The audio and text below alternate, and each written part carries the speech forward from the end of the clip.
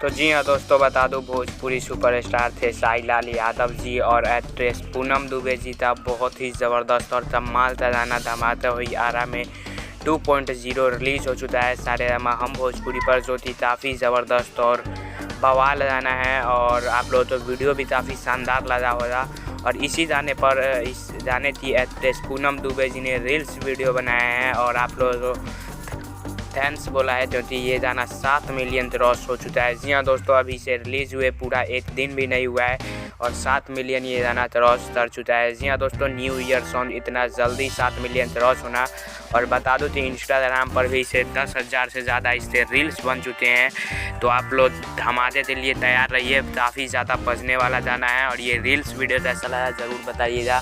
आप तो बता दूँ कि बहुत जल्द साई लाल यादव जी का एक और नया गाना आदिशक्ति फिल्म से आने वाला है, जिसके बारे में अगले वीडियो में हम बात करेंगे।